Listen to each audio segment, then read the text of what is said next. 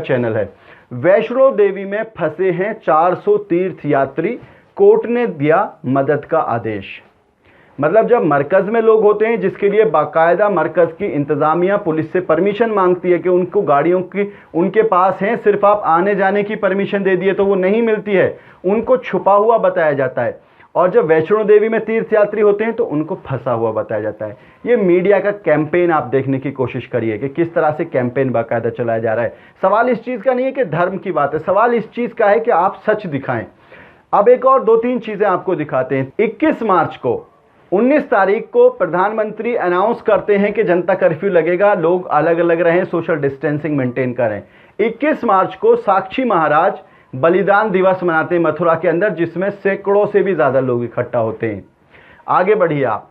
23 मार्च को शिवराज सिंह चौहान मध्य प्रदेश में अपनी कैबिनेट का मुख्यमंत्री बनने का जश्न मनाते हैं, उसको देखिए। और आगे बढ़ेंगे आप तो 24 मार्च को प्रधानमंत्री के द्वारा अनाउंसमेंट के बावजूद 25 मार्च को योगी आदित्यनाथ अयोध्या पहुंच जाते हैं राम लल्ला की शिफ्टिंग कराने के लिए, वो भी सैकड़ों लोगों की तादाद में। उनके मंत्री, उनके प्रोटोकॉल, उनके सुरक्षाकर्मी, उनके पंडित जी, उनके साधु संत सब मौजूद होते हैं एक साथ। तो सवाल ये उठता है कि सिर्फ एक कम्युनिटी को टारगेट करने की कोशिश क्यों जा रही है। अब बाकायदा अब आप ये समझिए कि गलती किसकी है, आप बेहतर समझ सकते हैं। हालांकि हमारी तरफ से यही अपील रहेगी सभी लोगों से कि कोशिश यही करें कि कोई भी तरीका इख्तियार करें, लेकिन आप जो हैं इकट्ठे ना रहें, कम तादाद में इकट्ठे रहें। लेकिन एक और तस्वीर हम आपको दिखाना चाहते हैं इसी बीच।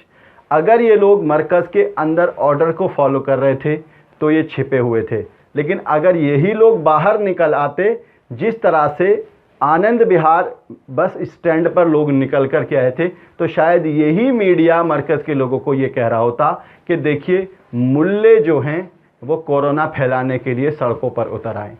ये मीडिया का दोगलापन है कि आप सच्चाई नहीं दिखाना चाहते, एक तरफा बात करते हैं एक कम्युनिटी को टारगेट करने के लिए, दूसरी कम्युनिटी के ईगो को सेटिस्फाई करने के लिए। आप हकीकत में अगर आप इनको देखें तो ये मीडिया के जो लोग हैं यही वो मीडिया है जो हकीकत में देशद्रोही है और देश को बांटने में लगा हुआ है। आप इस पूरे मामले को किस तरह से देखते हैं, अपनी राय में ज़रूर बताएं। वीडियो के नीचे कमेंट बॉक्स है, उस कमेंट बॉक्स में जाएं, जाकर के अपनी राय में ज़रूर बताएं। आज के प्रोग्राम में इतना ही। हमारी आपसे दरख्वास्त है कि इस प्रोग्राम को शेयर ज़रूर करें और हमारे चैनल को सब्सक्राइब ज़रूर करें। और आप हमें सोशल मीडिया पर यानी कि इंस्टा, ट्विटर और फेसबुक पर फॉलो करने के लिए वीडियो के नीचे जो लिंक्स दिए हुए हैं उन लिंक्स पर जाकर के आप हमें सोशल मीडिया पर फॉलो कर सकते हैं। बहुत बहुत शुक्रिया।